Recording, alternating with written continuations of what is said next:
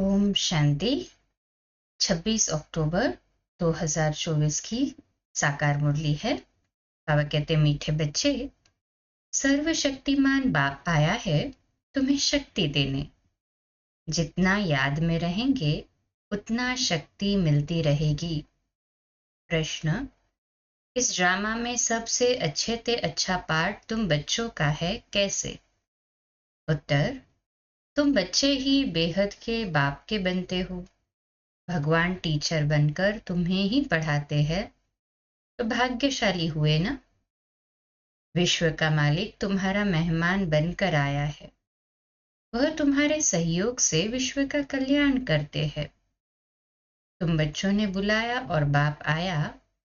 यही है दो हाथ की ताली। अभी बाप से तुम बच्चों को सारे विश्व पर राज्य करने की शक्ति मिलती है। ओम शांति। मीठे मीठे रूहानी बच्चे रूहानी बाप के सामने बैठे हैं। शिक्षक के सामने भी बैठे हैं और ये भी जानते हैं ये बाबा गुरु के रूप में आए हैं हम बच्चों को ले जाने। बाप भी कहते हैं, हे रूहानी बच्चों, मैं आया हूं तुमको यहाँ से ले जाने। ये पुरानी दुनिया बन गई है और ये भी जानते हो कि ये दुनिया छीछी है।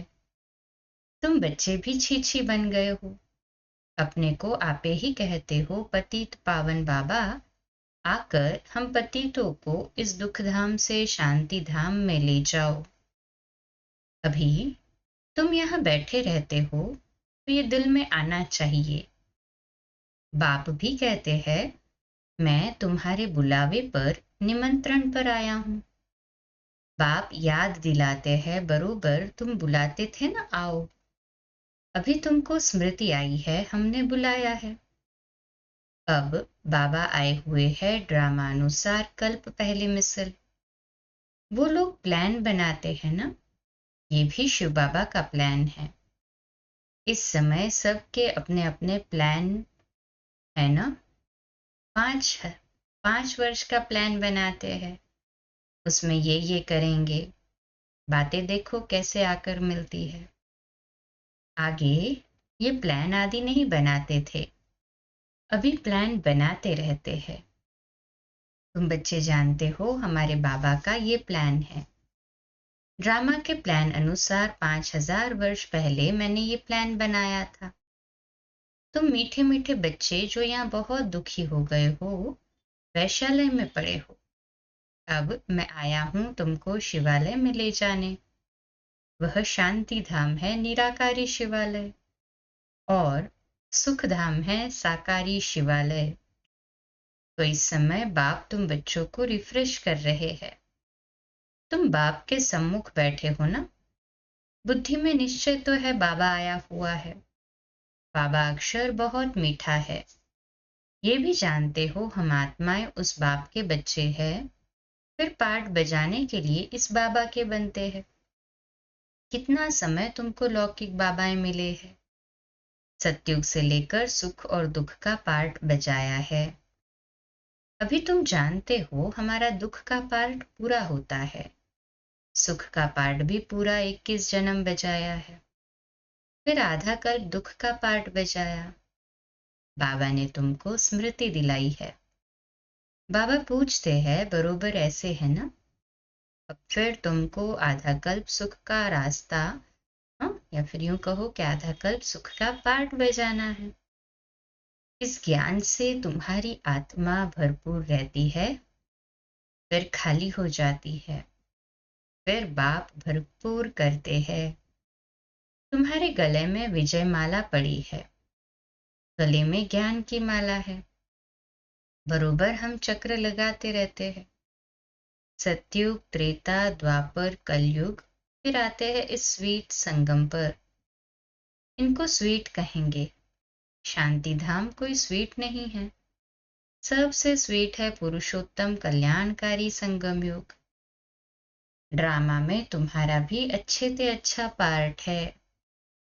तुम कितने लकी हो, बेहद के बाप के तुम बनते हो। वह आकर तुम बच्चों को पढ़ाते हैं। कितनी ऊंच, कितनी सहज पढ़ाई है। कितना तुम धनवान बनते हो, इसमें कोई मेहनत नहीं करनी पड़ती। डॉक्टर, इंजीनियर आदि कितनी मेहनत करते हैं, तुमको तो वर्षा मिलता है। बाप की कमाई पर बच्चे का हक होता है ना। तुम ये पढ़कर 21 जन्मों की सच्ची कमाई करते हो, वहां तुमको कोई घाटा नहीं पड़ता है जो बाप को याद करना पड़े। इनको ही अजपा जाप कहा जाता है। तुम जानते हो बाबा आया हुआ है, बाप भी कहते हैं मैं आया हूं। दोनों हाथ की ताली बजेगी ना। बाप कहते हैं मुझे याद करो तो जन्म जन्मांतर के पाप भस्म हो जाए। 5 विकारों रूपी रावण ने तुमको पाप आत्मा बनाया है, फिर पुण्य आत्मा भी बनना है। ये बुद्धि में आना चाहिए। हम बाप की याद से पवित्र बनकर फिर घर जाएंगे बाप के साथ। फिर इस पढ़ाई से हमको माइट मिलती है। देवी देवता धर्म के लिए कहा जाता है रिलीजन इज माइट। बाप तो है सर्वशक्तिमान, तो बाबा से हमको विश्व में शांति स्थापन करने की ताकत मिलती है। वह बादशाही हमसे कोई छीन न सके, इतनी ताकत मिलती है। राजाओं के हाथ में देखो कितनी ताकत आ जाती है, कितना उनसे डरते हैं। एक राजा की कितनी प्रजा, लश्कर आदि होता है, परंतु वह है अल्पकाल की ताकत। ये फिर है 21 जन्मों की ताकत। अभी तुम जानते हो हमको सर्वशक्तिमान बाप से ताकत मिलती है विश्व पर राज्य करने की।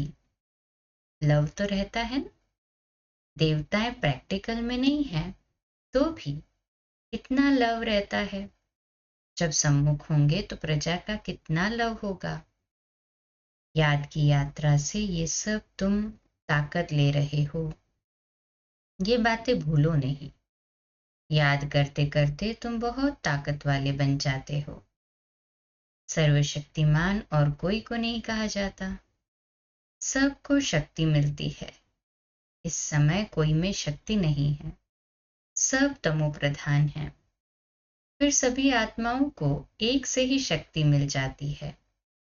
फिर अपनी राजधानी में आकर अपना अपना पार्ट बजाते हैं, अपना हिसाब किताब चुकतू कर फिर ऐसे ही नंबरवार शक्तिवान बनते हैं।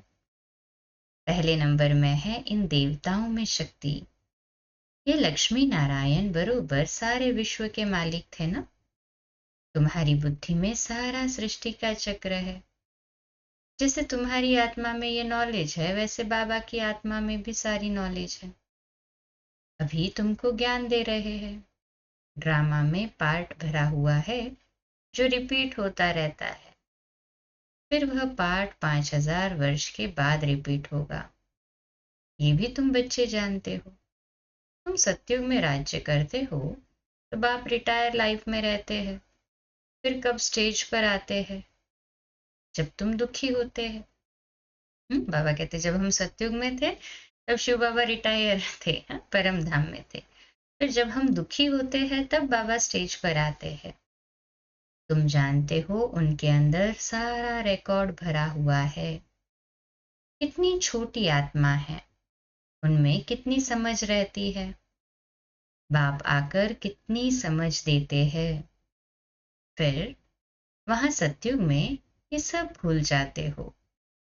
सतयुग में तुमको ये नॉलेज होती नहीं, वहां तुम सुख भोगते रहते हो। ये भी अभी तुम समझते हो। सतयुग में हम सो देवता बन सुख भोगते हैं, अभी हम सो ब्राह्मण हैं, फिर सो देवता बन रहे हैं। ये ज्ञान बुद्धि में अच्छी रीति धारण करना है। इसको समझाने में खुशी होती है ना।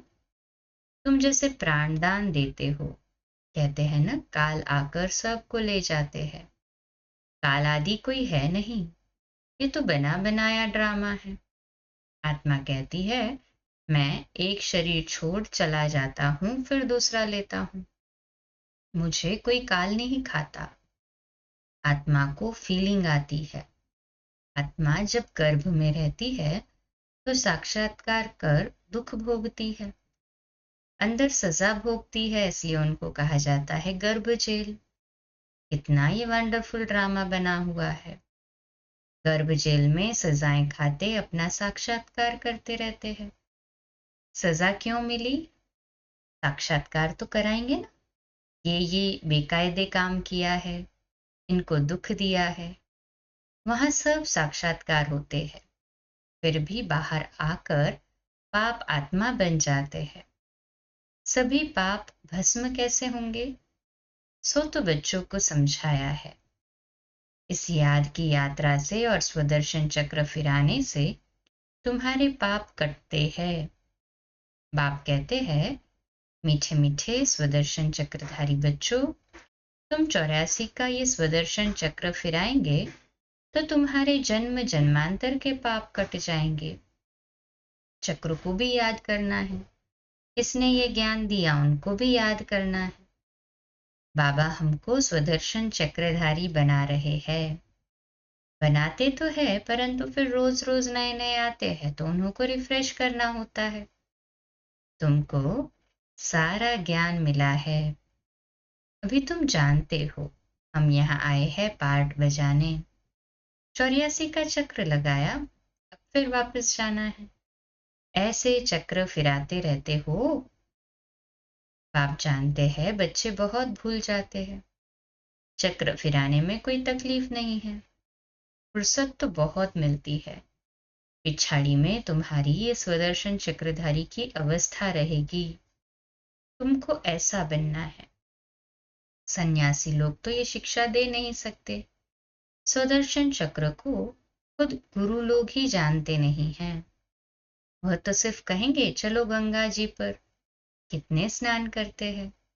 बहुत स्नान करने से गुरुओं की आमदनी होती है। घड़ी घड़ी यात्रा पर जाते हैं। अब उस यात्रा और इस यात्रा में फर्क देखो कितना है। ये यात्रा वह सब यात्राएं छुड़ा देती है। ये यात्रा कितनी सहज है। चक्र भी फिराओ, गीता भी है ना। चारों तरफ लगाए फेरे फिर भी हरदम दूर रहे, बेहद के बाप से दूर रहे। ये तुमको महसूसता आती है। वो लोग इस अर्थ को नहीं जानते। अभी तुम जानते हो, बहुत फेरे लगाते रहे। अभी इन फेरों से तुम छूट गए हो। फेरे लगाते कोई नजदीक नहीं आए हो और ही दूर होते गए।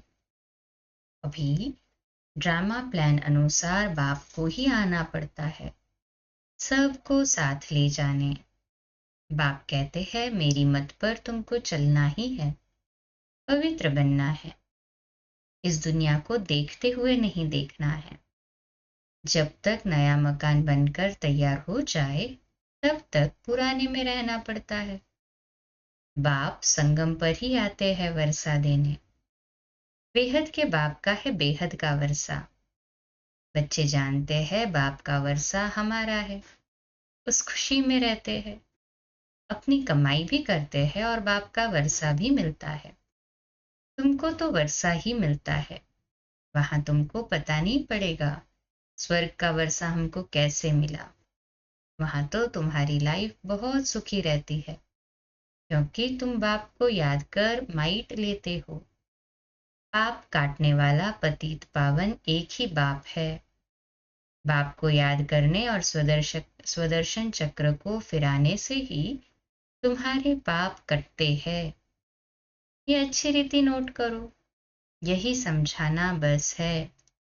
आगे चल तुमको टिक टिक नहीं करनी पड़ेगी, एक इशारा ही बस है। बेहद के बाप को याद करो तो तुम्हारे पाप कट जाएंगे। तुम नर से नारायण, नारी से लक्ष्मी बनने आते हो, ये तो याद है ना। और कोई की भी बुद्धि में ये बात नहीं आती। यहाँ तुम आते हो, बुद्धि में है हम जाते हैं बाप दादा के पास, उनसे नई दुनिया स्वर्ग का वर्षा लेने। बाप कहते हैं स्वदर्शन चक्रधारी बनने से तुम्हारे विकर्म विनाश हो जाएंगे। अब जो तुम्हारी जीवन हीरे जैसी बनाते हैं उनको देखो। ये भी तुम समझते हो इसमें देखने की कोई बात नहीं। ये तुम दिव्य दृष्टि द्वारा जानते हो। आत्मा ही पढ़ती है इस शरीर द्वारा। ये ज्ञान अभी मिला है। हम जो कर्म करते हैं आत्मा ही शरीर लेकर कर्म करती है। बाबा को भी पढ़ाना है। उनका नाम तो सदैव शिव ही है। शरीर के नाम बदलते हैं। ये शरीर तो हमारा नहीं है, ये इनकी मिल्कियत है। शरीर आत्मा की मिल्कियत होती है, जिससे पाठ बजाती है। ये तो बिल्कुल सहज समझ की बात है। आत्मा तो सब में है। सब के शरीर का नाम अलग अलग पड़ता है। ये फिर है परम आत्मा, सुप्रीम आत्मा, ऊंच से ऊंच है। अभी तुम समझते हो। भगवान तो एक है क्रिएटर, बाकी सब है रचता, पार्ट बजाने वाले। हाँ, बाकी सब रचना है, रचयिता एक शिव बाबा है, क्रिएटर शिव बाबा, और बाकी सब है रचना, पार्ट बजाने वाले। ये भी जान गए हो कैसे आत्माएं आती है। पहले पहले आदि सनातन देवी देवता धर्म की आत्माएं रहती है थोड़ी, फिर पिछाड़ी में लायक बनते हैं पहले आने के लिए। ये सृष्टि चक्र की जैसे माला है जो फिरती रहती है। माला को तुम फिराते हो तो सब दानों का चक्र फिरता है ना। सतयुग में भक्ति जरा भी नहीं होती। बाप ने समझाया है, हे आत्माएं, माम एकम याद करो। तुमको घर जरूर लौटना है। विनाश सामने खड़ा है। याद से ही पाप कटेंगे और फिर सजाएं खाने से भी छूट जाएंगे। मर्तबा भी अच्छा पाएंगे, नहीं तो सजाएं बहुत खानी पड़ेगी। मैं तुम बच्चों के पास कितना अच्छा मेहमान हूं। मैं सारे विश्व को चेंज करता हूं, पुराने विश्व को नया बना देता हूं। तुम भी जानते हो बाबा कल्प कल्प आकर विश्व को चेंज कर पुराने विश्व को नया बना देते हैं। ये विश्व नए से पुरानी, पुरानी से नई होती है ना। तुम इस समय चक्र फिराते रहते हो। बाप की बुद्धि में ज्ञान है, वर्णन करते हैं तुम्हारी बुद्धि में भी है चक्र कैसे फिरता है। तुम जानते हो बाबा आया हुआ है, उनकी श्रीमत पर हम पावन बनते हैं। याद से ही पावन बनते जाएंगे, फिर ऊंच पद पाएंगे। पुरुषार्थ भी कराना जरूरी है। पुरुषार्थ कराने के लिए कितने चित्र आदि बनाते हैं। जो आते हैं उनको तुम 84 के चक्र पर समझाते हो। बाप को याद करने से तुम पतित से पावन बन जाएंगे। अच्छा, मीठे मीठे सिकिलदे बच्चों प्रति माता पिता बाप दादा का याद प्यार और गुड मॉर्निंग। रूहानी बाप की रूहानी बच्चों को नमस्ते। हम रूहानी बच्चों की रूहानी माता पिता बाप दादा को याद प्यार, गुड मॉर्निंग और नमस्ते। वाह बाबा वाह, शुक्रिया बाबा, शुक्रिया। धारणा के लिए मुख्य सार है, पहली पॉइंट, ज्ञान को बुद्धि में अच्छी रीति धारण कर अनेक आत्माओं को प्राणदान देना है। स्वदर्शन चक्रधारी बनना है। दूसरी पॉइंट, इस स्वीट संगम पर अपनी कमाई के साथ साथ बाप की श्रीमत पर चल पूरा वर्षा लेना है। अपनी लाइफ सदा सुखी बनानी है। आज का मीठा वरदान है, सर्व वरदानों को समय पर कार्य में लगाकर फलीभूत बनाने वाले फल स्वरूप भव। आज का स्वमान, मैं फल स्वरूप आत्मा हूँ। वरदानों को अपने जीवन में कार्य में लगाने वाली मैं फल स्वरूप आत्मा हूँ। विश्लेषण, बाप दादा द्वारा समय प्रति समय जो भी वरदान मिले हैं उन्हें समय पर कार्य में लगाओ। सिर्फ वरदान सुनकर खुश नहीं हो जाओ कि आज बहुत अच्छा वरदान मिला। वरदान को काम में लगाने से वरदान कायम रहते हैं। वरदान तो अविनाशी बाप के है, लेकिन उसे फलीभूत करना है। इसके लिए वरदान को बार बार स्मृति का पानी दो। वरदान के स्वरूप में स्थित होने की धूप दो तो वरदानों के फलस्वरूप बन जाएंगे। स्लोगन है, विशेषताएं प्रभु प्रसाद है, इन्हें सेवा में लगाओ, बांटो और बढ़ाओ। अव्यक्त इशारा आज का, यदि आपको कभी कोई का विचार स्पष्ट नहीं लगता है तो भी ना कभी नहीं करना चाहिए। शब्द सदैव हाजी निकलना चाहिए। समय को देखकर इशारा दे सकते हो। अगर उसी समय ना कहकर कट करेंगे तो संस्कार टकराएंगे। इसलिए हाजी कर धरनी बनाओ, फिर समय देख इशारा दो। यही विधि है संस्कार मिलन की। अच्छा, कम बोलो, धीरे बोलो, मीठा बोलो, सत्य बोलो, सोच समझकर बोलो। निमित्त भाव, निर्माण भाव, निर्मल वाणी। आज का नया दिन आप सभी को मुबारक हो, मुबारक हो, मुबारक हो। शुभ दिवस। ओम शांति।